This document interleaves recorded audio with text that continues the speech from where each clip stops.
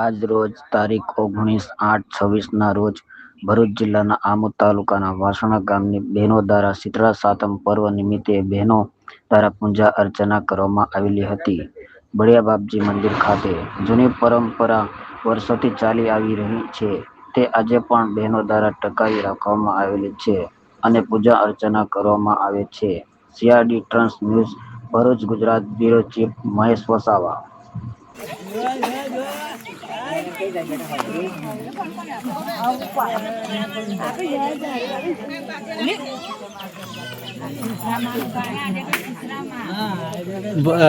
भजन तो गाओ, एक भजन तो गाओ.